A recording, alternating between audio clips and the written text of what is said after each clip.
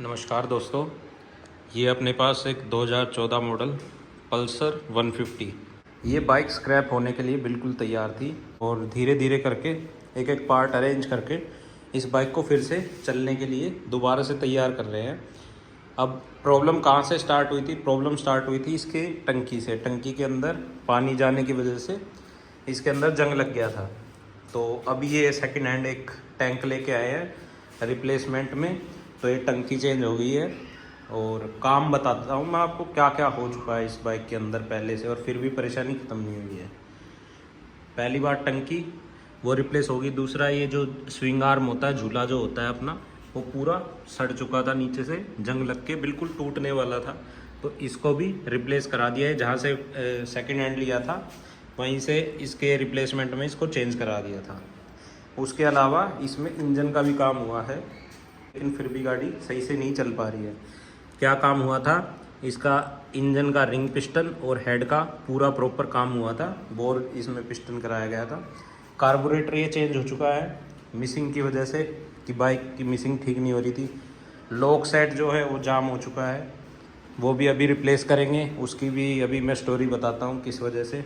ये सारी वायरिंग खोल रखी है। मीटर इसका बिल्कुल डेड हो चुका है, अभी भी नहीं चल रहा है, क्योंकि यहाँ से ये ध्यान नहीं दिया गया। यहाँ से पानी चला गया और मीटर के अंदर पानी भर गया और मीटर पूरा डेड हो चुका है। तो अभी क्या दिक्कत थी फ़िलहाल इसमें, जो कोई मैकेनिक पकड़ नहीं पा रहा था, इसकी जो CDI जो होती है अपनी, वो ख़राब थी। और इसमें मैकेनिक की भी गलती नहीं कहूँगा मैं, क्योंकि ये जो CDI इसमें जो लगी हुई थी जेन्युइन है, जो गाड़ी के साथ आई थी। इसमें क्या हो रहा था कि किक मारने पे करंट आ रहा था प्लग के अंदर, लेकिन सेल्फ मारने पे कभी कभी स्टार्ट हो जाती थी, कभी नहीं होती थी। तो ये प्रॉपरली मतलब ख़राब नहीं थी, लेकिन इसी की कमी की वजह से जब गाड़ी का RPM कम होता है तब ये मिसिंग करती थी गाड़ी, और स्लो पे रुकती नहीं थी। उसकी वजह से ही इसका इंजन का काम हुआ था। तो अभी मैं जो सामान चेंज करने वाला हूँ इसमें, मैं इसका जेन्युइन ये लॉक लेके आया हूँ। हैंडल लॉक जो होता है जेन्युइन मिंडा का। एक ये वेरोक की CDI है, वेरोक की जेन्युइन। और ये चैन स्प्रोकेट है अगला। चैन की कंडीशन अभी ठीक है, पिछला स्प्रोकेट भी ठीक है, लेकिन आगे वाली जो गरारी होती है अपनी, ये घिस चुकी है। ये देख लीजिए, ये बिल्कुल घिस चुकी है। तो ये है तो ऐसे लोकल, लेकिन जेन्युइन में ये सिंगल पीस मिलता नहीं है, पूरा चैन सेट मिलता है। तो इसको चेंज करेंगे। लॉक सेट मैंने आपको दिखा दिया। इसके जो फ्यूज़ होते हैं ना, ये वाले फ्यूज ये बाईपास हो चुके हैं, क्योंकि इनमें भी रस्टिंग लगने की वजह से ये वाला फ्यूज और ये वाला ये भी बाईपास है। रस्टिंग लगने की वजह से इनकी जो पिन होती है ना, ये वाली जो फ्यूज वाली, ये टूट चुकी थी। और यहाँ पे आप देखेंगे जो नीचे मैग्नेट कोयल से जो सप्लाई की वायर आती है, इसकी भी एक वायर मैंने अभी बाईपास करी है। ये वाली जो ब्लू कलर की वायर है, ये सप्लाई की वायर है। इसको इसलिए बाईपास किया है क्योंकि इस कपलर के अंदर जो पिन का कनेक्शन होता है वो वहाँ से जल चुका है। तो उसकी वजह से भी मतलब मैंने पूरा इसके ऊपर रिसर्च करके, पूरे अच्छे से एक एक चीज़ को चेक करके, पूरी सप्लाई को ओके करके, तभी फाइनल मैंने ये किया कि हाँ अब इसकी CDI में प्रॉब्लम है। तो ये भी एक कारण रहता है कि ये वाला जो मेन सप्लाई का कपलर था वो भी मिस कर रहा था, क्योंकि हेडलाइट भी कई बार फ्लक्चुएट करती थी। चार्जर इसका चेक कर लिया, चार्जर ओके है।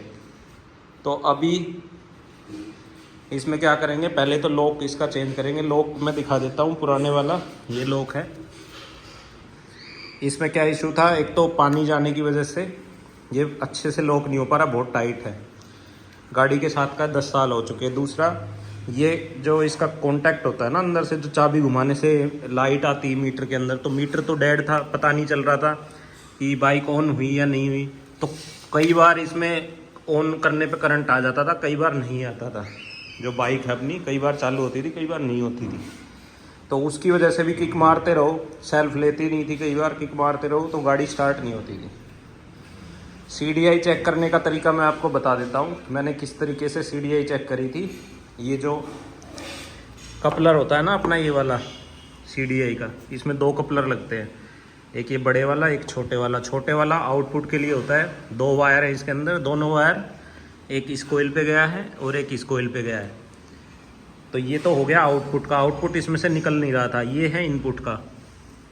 इनपुट में क्या क्या होता है, एक तो जो ये वाइट और रेड वाली जो वायर है, ये वाली, ये आती पिकअप कोयल से। पिकअप कोयल या क्रैंकशाफ्ट सेंसर बोलते हैं, जो मैग्नेट कोयल के पास लगा रहता है। वही बताता है कि किस टाइम पे CDI को ऑन करना है, मतलब उसको इग्निशन देना है, स्पार्क देना है इंजन के अंदर। ये जो ब्राउन वाली वायर इसमें दिख रही है, ये अपनी TPS सेंसर को गई है।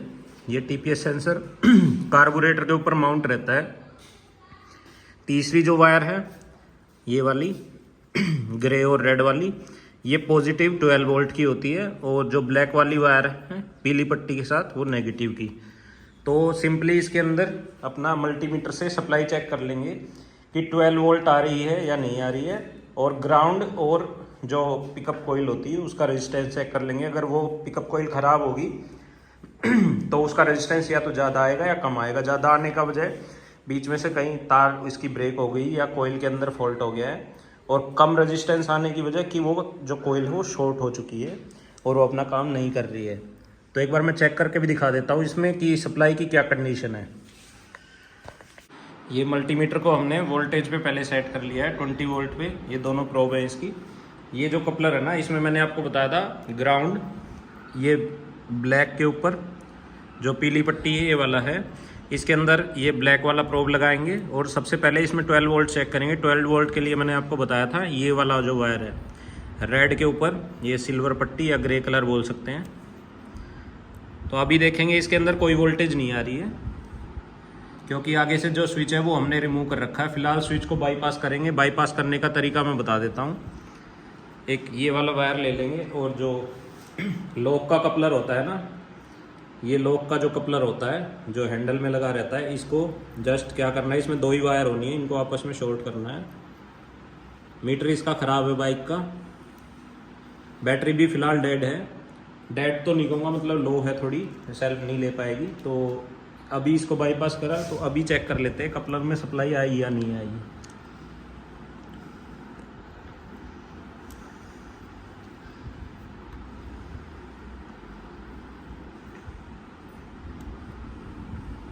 यहाँ आप देखेंगे कि 5 वोल्ट के आसपास कुछ सप्लाई आ रही है इसमें।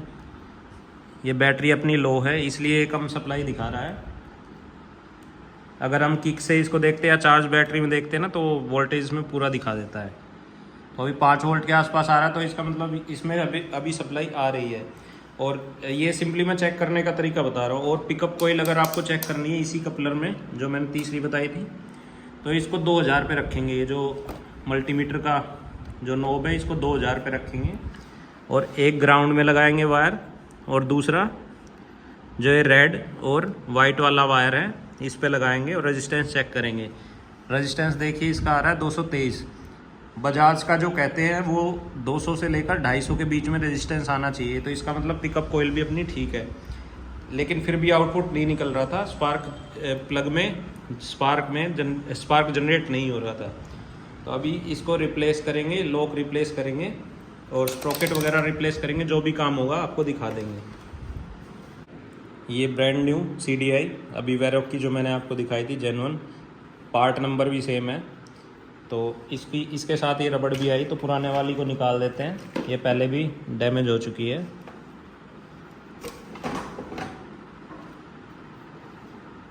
और ये कपलर इसमें लगा देंगे, जैसे निकाले हुए थे ना पुरानी CDI से।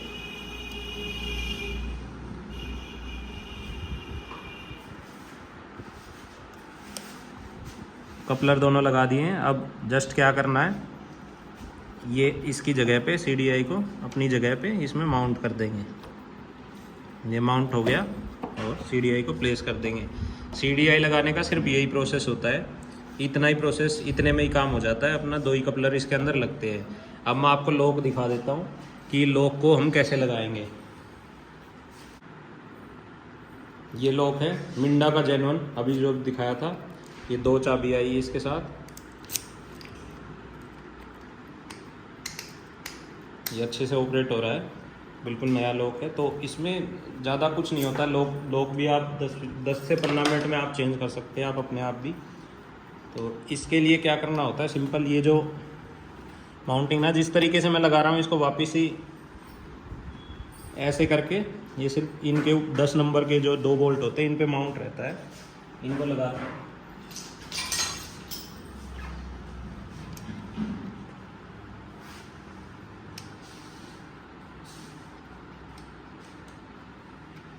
ये 2 10 नंबर के बोल्ट जो है ना सिर्फ यही लगते हैं और इनको अच्छे से टाइट कर लेंगे।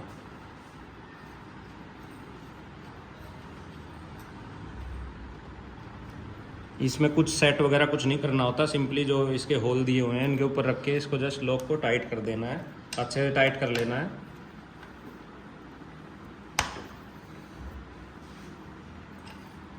ये टाइट करने के बाद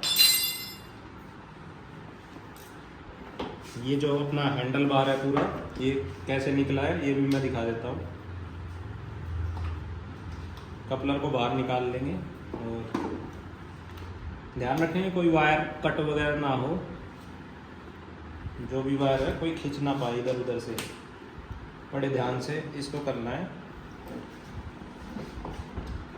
और ये दोनों जो है शोकर की जो ऊपर वाली पोजीशन ये इसके अंदर चली जाएगी और ये बैठ गया हैंडल। इसके बाद में इसका जो बोल्ट होता है हैंडल का, जो टाइट करते टाइम भी हैंडल अगर एडजस्ट करना होता है तब भी इसको लूज़ करना होता है, इसको हमने टाइट कर लेना है। और एक ही एलन की होती है, इसको भी टाइट करेंगे एलन की मदद से। ये देखिए दोनों तरफ में ये एलन की के बोल्ट है, ये दोनों तरफ, ये दोनों तरफ इनको टाइट कर लेना है एलन की से।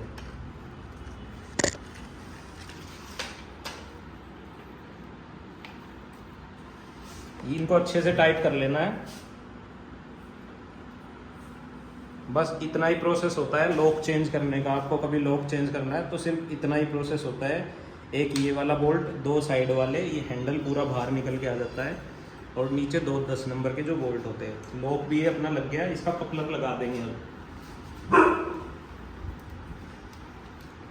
जो ये कपलर है जो हमने बाईपास किया था इसको हटा के और इसके पुरानी वाली वायरिंग में ये लगा दिया। ये नया लॉक फिट हो गया है। इन बोल्टों को अच्छे से टाइट कर लेते हैं। लॉक चेंज हो गया लेकिन इसका मीटर काम नहीं कर रहा, जैसे मैंने बता दिया था बिल्कुल डेड है।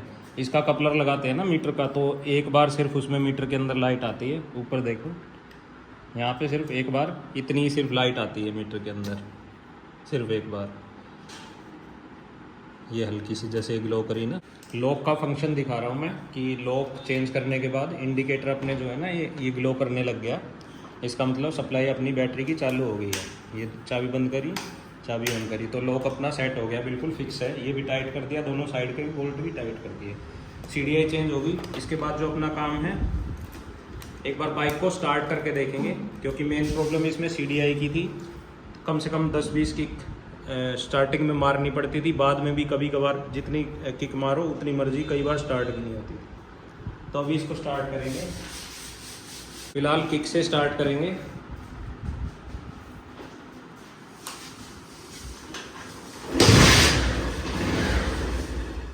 ये बहुत अच्छे से स्टार्ट हो रही है। अभी पेट्रोल इसमें टंकी नहीं लगी हुई इसलिए बंद हो रही है।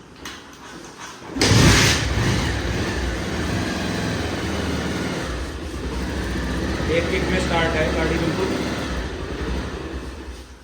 स्लो में भी अभी एडजस्ट कर देंगे। अभी कार्बोरेटर भी इसका क्लीन होगा दोबारा से, क्योंकि जो टंकी थी पुरानी उसका जो बार बार इसके अंदर है ना, कार्बोरेटर के अंदर पाइप के जरिए बार बार उसका जो रस्ट था पुराना वो चला जाता था और कार्बोरेटर हमेशा चौक मिलता था। हर महीने इसका कार्बोरेटर क्लीन कराना पड़ रहा था। तो अभी टंकी चेंज करी है, अभी इसको फाइनल क्लीन करेंगे। स्प्रे में लेके आया हूँ टोटल बॉडी क्लीनर वाला। और चेन स्प्रोकेट पहले बदल लेते हैं और इसके फ्यूज भी लगाएंगे। लास्ट का काम है वो फ्यूज लगाने वाला। स्प्रोकेट चेंज करने के लिए ये 2 8 नंबर के बोल्ट हैं, इनको लूज़ कर लेंगे।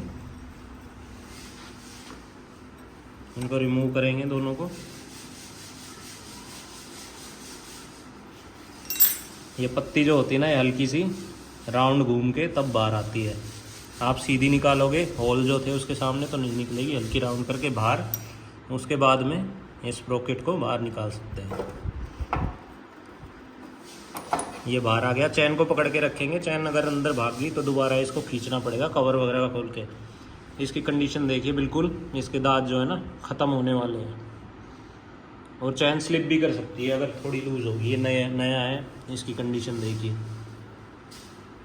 तो ये कुछ डिफरेंस है इसमें। इसको फ़िलहाल लगाते हैं। लगाने के लिए जैसे निकाला था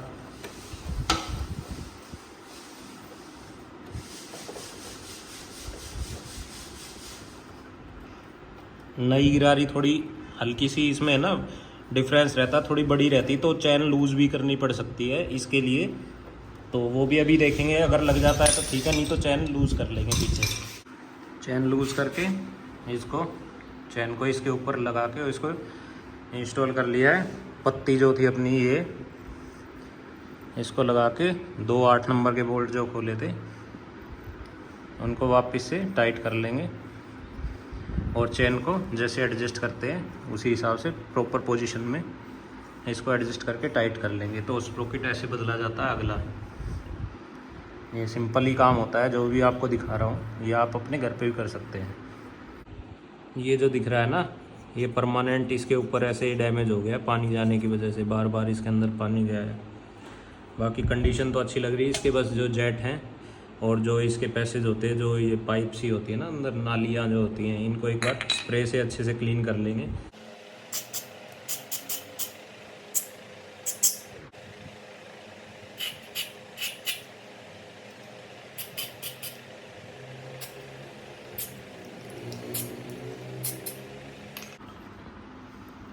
जो पॉइंट लग रहे हैं ना हमें कि ये पॉइंट ब्लॉक है, तो उनको अच्छे से, जैसे ये आइडल स्क्रू जो होता है, सॉरी मिक्सचर स्क्रू, इसको खोल के हम अच्छे से क्लीन करेंगे। पता नहीं है अंदर से क्लीन हुआ है या नहीं हुआ है, क्योंकि अभी जब इधर से हम स्प्रे डाल रहे हैं तो यहाँ पे निकलना चाहिए उसको, तो निकल नहीं रहा है।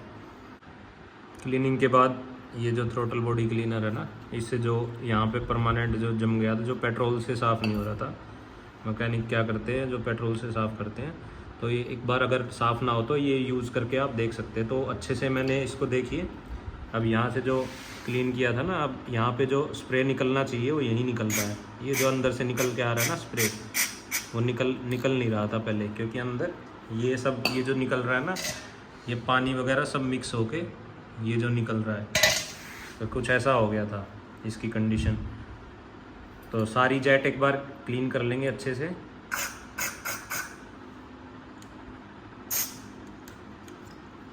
इससे बस आँख को और चेहरे को मतलब बचा के रखना है स्प्रे से।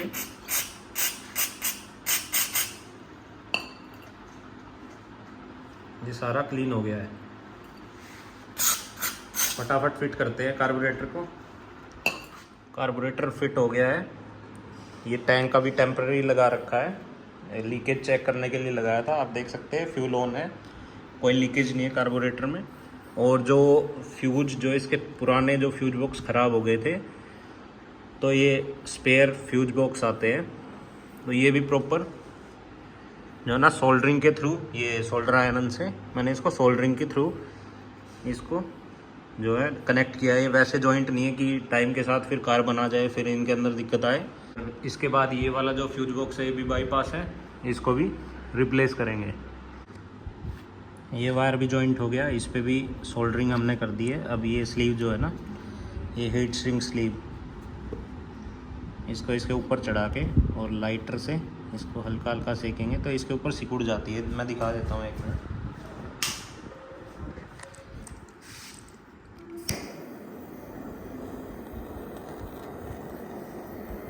जैसे हमने इसको सेका है, ये बिल्कुल इसके ऊपर चिपक गई। इससे ना तो इसके अंदर पानी जाएगा, ना कभी रस्टिंग होगी। ये बिल्कुल तार पे ऐसे चिपक गई, बिल्कुल जेन्युइन तार हो गया, सोल्डरिंग के साथ हो गया।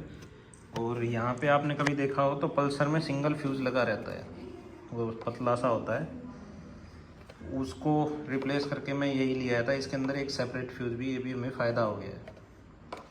तो ये काम भी अपना डन हो गया है।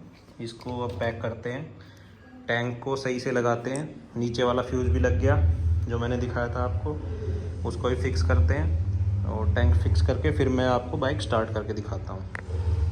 पूरी कंप्लीट हो गई बाइक, टैंक वैंक सब लगा दिया, चाबी ऑन, और सेल्फ स्टार्ट करके देखेंगे। मीटर इसका बिल्कुल डेड है। ये हाफ सेल्फ में है ना गाड़ी स्टार्ट, बाइक जो है अपनी बिना एक्सीलेटर के स्टार्ट है।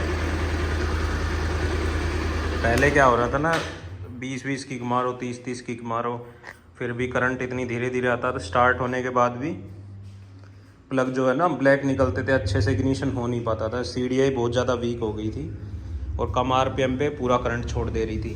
तो ऐसे करके हमने अभी इसको ठीक किया है। कार्बोरेटर हो गया, लॉक हो गया, फ्यूज बॉक्स हो गए, और सीडीआई चेंज कर दी। जो भी वायरिंग में इशू था वो सारा ठीक कर दिया है, और अब इसको टेस्ट ड्राइव करेंगे।